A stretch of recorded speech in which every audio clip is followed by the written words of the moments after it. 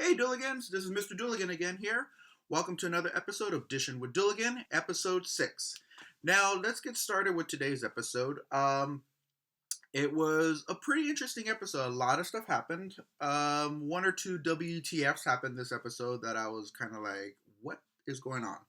So, let's open up the episode today with Henry, Claire, Theo, and Ciara. They're all at the prom and they're all dancing, having a good time. Obviously, trying to set the stage of what this big event that's going to happen at prom that Mark's going to like totally ruin.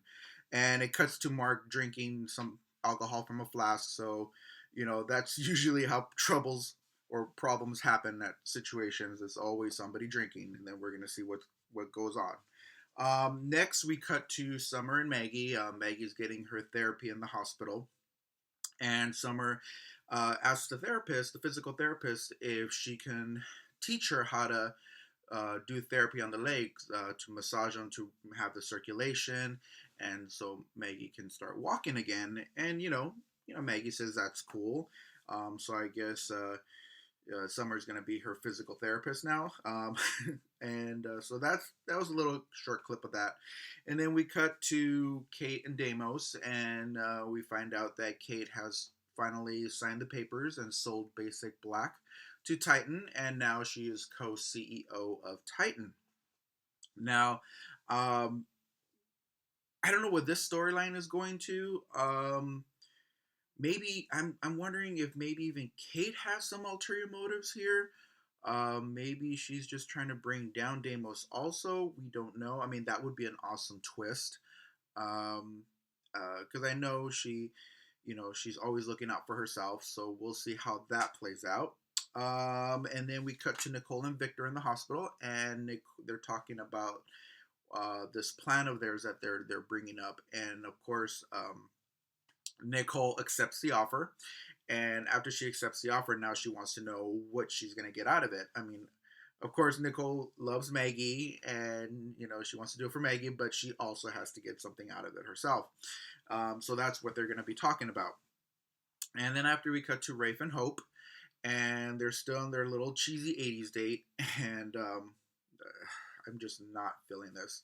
Um, then Hope kind of uh, progresses the date and grabs Rafe by the hand and leads him upstairs. And I'm like, oh god, this is not gonna go well.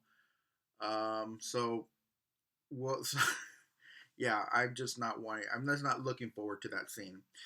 So after that, we cut to Jade and Joey because we got to figure out what they're doing, and they just finished having sex, and they're having pillow talk about, oh my god, this was so amazing, blah blah blah. And they start talking about running away, and this storyline is kind of like meh, really boring. But they decide that they're gonna go crash prom, and I was thinking in my head, I was like, you can't crash something that you were invited to. So just goes to show how stupid the writers are. Um, so then we move on to the prom, and Claire's there, and she's nervous because she's going to be playing in front of everybody with her little song. And Henry's like telling her, oh, I'm going to put it on YouTube and it's going to go viral. And she's like, oh, I'm so nervous. And so it's lame. I mean, I'm just not liking Claire. She's just too boring. That's the word I'm looking for, boring. I mean, it's it's lame. She's lame. I'm sorry. Character's lame. I'm like, they need to do something with her, other than just being some little guitar playing, self centered character. Uh, but anyways, so yeah, so they're going to prom, and them Ciara and Claire are talking about themselves, like, oh, so I see that you're here with Mark. Oh, I see you're here with Theo. Blah blah blah. Then we cut to Theo and Henry, and Theo's like, oh, it looks like things are going well with you guys. And all of a sudden, Mark interrupts, and Theo's like, I don't want any trouble, and Mark's like, no, no, no, it's okay. I already apologized to Ciara. Everything's cool. I just wanted to ask you, how's everything going? If you guys are going well, but we all know something's happened because like Mark has like this black eye and busted lip that Theo gave him. So we know he's upset. And then we cut to the hospital where Summer and Maggie are there, and Maggie starts apologizing to Summer about giving her up when she was younger, because at that time she was in her wheelchair, and um, I don't know what the time period is because later on she start well we'll get to that later, but yeah, she starts talking about her in the wheelchair and having to give Summer up, and if she was older she wouldn't have done that. So that was a nice little touching moment between those two, and then we cut to Kate and Deimos, and they're in bed. They just finished having sex, and they start having pillow talk themselves. Just talking about Titan and selling basic black and blah blah blah. And then we cut to Nicole and Victor, and they start talking a little bit more about this plan. And Nicole's trying to ask Victor to let her know a little bit more about Helena, because she wants to embody this woman and this character in order so she can play Deimos. And so Victor starts talking to her about Helena, and Nicole still has her doubts, but Victor makes a comment. He brings up Misty Circle, and we all know who that is. With Nicole's drive and Misty Circle's talents, you'll do fine. And then so they kind of come to this deal about what Nicole's going to get out of this. So basically, they make a deal that she's going to get 30% of Victor's net worth once this is done and he gets all his money back. Excuse me. So then we cut to Hope and Rafe, and they're still up in the bed. Oh, so now they're up in the bedroom.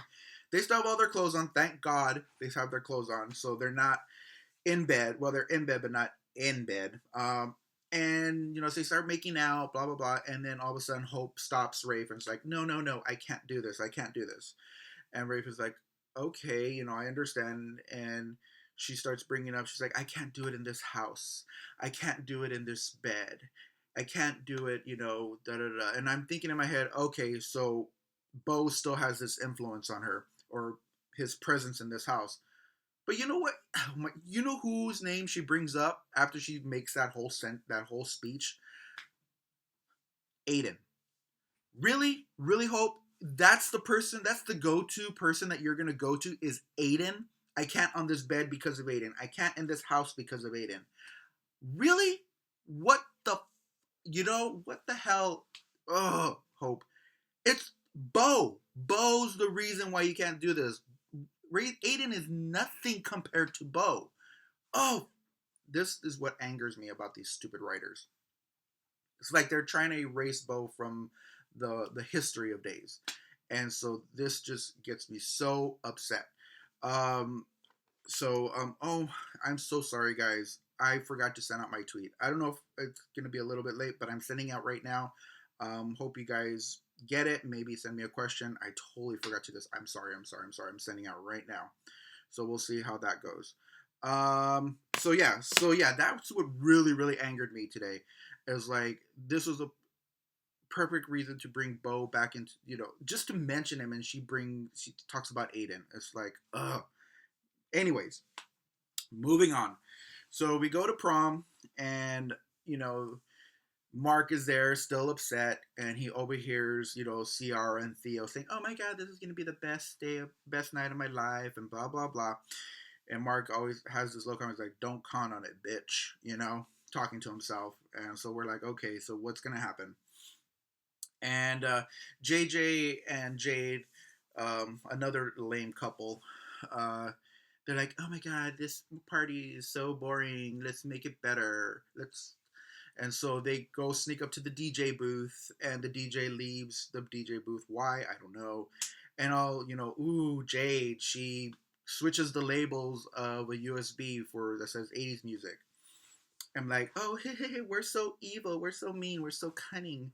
And then they leave, and then the DJ pops in the USB, and I'm thinking it's gonna be something, I don't know, play some kind of like, I don't know. It was just, I don't know what I was expecting, but I thought I was expecting something better, like some kind of light show, some kind of movies or whatever, but it just turns into punk music. And so it's like, but it was, sorry. I had so many more expectations about this prom that it was just a huge letdown. I mean, like they built this thing up so much, and it was just a huge letdown. So they play this punk music, and the kids at the prom are like, "Oh my god, this is so fun! Yay, let's dance to punk music!" And I was like, "Okay, Jade, that was your big plan. That was your like, oh, we're gonna crash prom that you were invited to, and you're gonna change the music." Anyways, rolling my eyes, shaking my head, whatever you want to say it. And so then we cut to like Mark's on the phone, and then he's talking to somebody. Who he's talking to, we don't know, but he kind of says, when you get the signal from me, you're on. So something's gonna happen. And then we cut to Maggie and Summer, and Maggie's still apologizing to Summer about what happened in the past. And then we cut back to Kate and Deimos, and they're still in bed, and they're still talking about Titan and basic black merger, and he kind of says to Kate, oh, you've taught me so much in the bedroom. Now you can teach me how to run a business. So we find out that Deimos has no clue how to run a business, but yet he has Titan under his belt, and that's why he needs Kate, so she can basically run it. She'll be the face of Titan again. So then we cut to Nicole and Victor, and back at the hotel, at the hospital. And while they're finishing up the details about Helena, so she can work on her Helena character, Justin walks. Well, he's like peering through the window and sees them talking, and he walks in. And he's like, of course, he's like, "What are you guys doing? What's going on?" And Nicole tries to play it off and like cracks little jokes, like, "Oh, me and Victor just had sex. It was wonderful." Um, but it obviously it wasn't that. Um, and Victor's just like, you know what? Just tell Justin. We're just gonna come clean with Justin because he's gonna find out anyways, and he's gonna know because Victor called Justin, and the reason why Justin was there was to bring this photo album of Helena that Victor had to kind of give to Nicole so she can build her character of Helena. So there's all these pictures in there.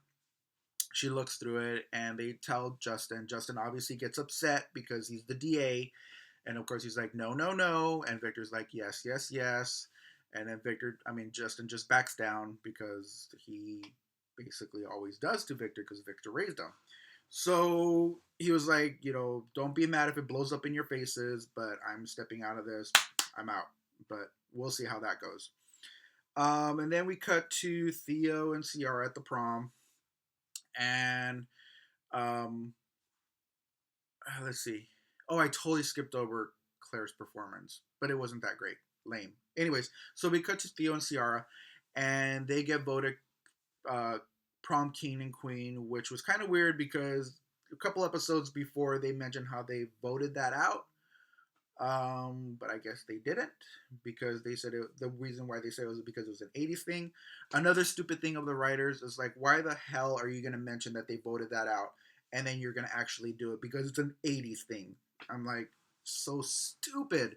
Oh my god. Anyways, so they are voted king queen. They're up on stage.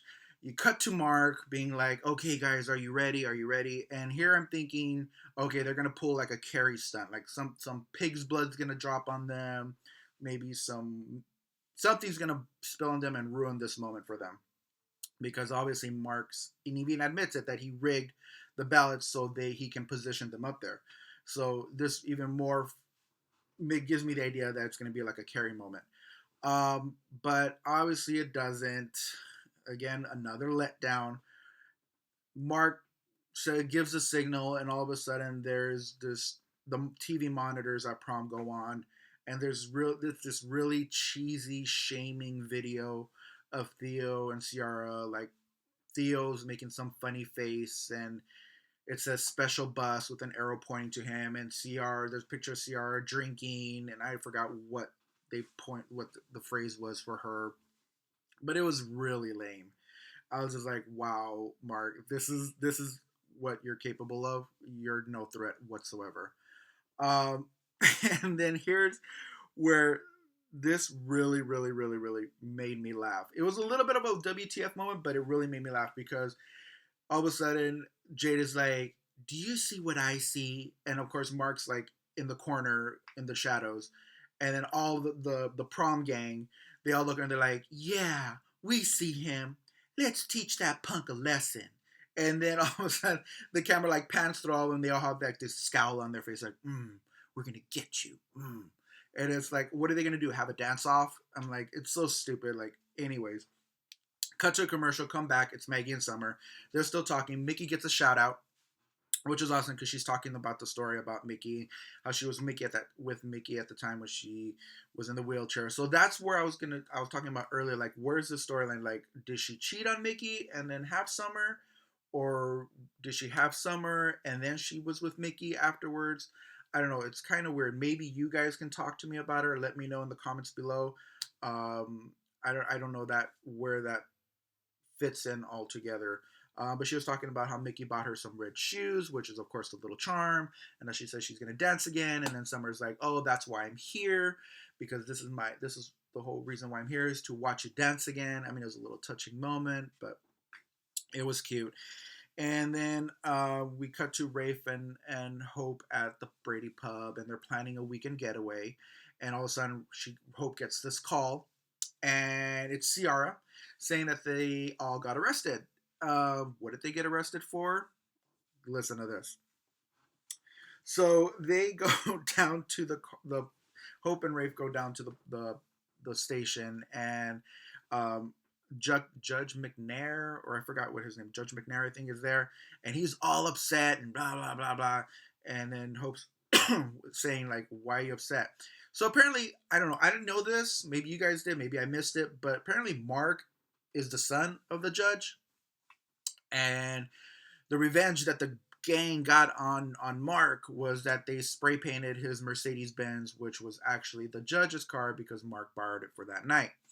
So that's why they got arrested, because they were like spray painted obscenities, and then so it's like everybody was in custody except Theo. So I don't know what happened there. Like, I don't know if Theo didn't do anything because he wasn't in the room. Um, but yeah, so that's what they got arrested for. And again, lame storyline. Total letdown. And then, so at the end of the episode, we cut to Nicole, and Nicole's in her bedroom or hotel room. I don't know where she's staying right now, but she has her whole costume laid out. Um, oh my god, I totally forgot. Oh my god, why I totally skipped over this. Um, while Damos was in the bedroom, he had a vision of Helena, which was pretty cool to see. Um, yeah, so he was asleep and he wakes up, and Helena makes an appearance in the bedroom, and she's upset and she's angry, and she's telling Damos, "How dare you sleep with this slut and this whore," and blah blah blah. At first, I thought it was actually Nicole, like already dressed up and like trying to become Helena, but it turns out it was a dream. And so Damos wakes up, he goes downstairs, all frazzled. Here comes Kate, comes down, and she's like, "Are you okay? Why can't you sleep?" And he's like, "No, no, I'm all right." And then Kate's like, "Oh, kiss me and prove to me that you love me, that you're not regretting, getting in bed with me." And Damos kisses her, and then she pulls back, and it's Helena again. So I was like, "Oh God, he's having visions of Helena, like Abby's having visions of Ben." But again, it's a double dream, so he wakes up again. So I thought that was kind of cool to see Helena. So cut back to the end of the episode. Sorry, I had to put that in there because that's a very important moment. Because Nicole's back at her house, and she has like a Helena blouse and a Helena dress, jewelry, bracelets, and so she's getting ready to prepare for this role that she's gonna have to do. So we'll see how that plays out. This looks like it's going to be pretty interesting. I'm hoping it's an interesting storyline. So that was the end of the episode. Tell me what you guys think about the episode. Leave it on the comments below. You can tweet me. I'll definitely answer anything you want to ask me. Tell me what you think about my episodes. If you want to see anything improved, if you want me to take anything out. Like I said, any kind of constructive criticism I do welcome. It's still a work in progress, so I welcome all comments. Give this video a thumbs up, a thumbs down. Just let me know what you think. Yeah, so hit subscribe, like, comment, and hope you guys have a great day, a great morning, afternoon, night, whenever you guys see this. And I'll see you guys tomorrow, right? Peace, love, and days. Bye.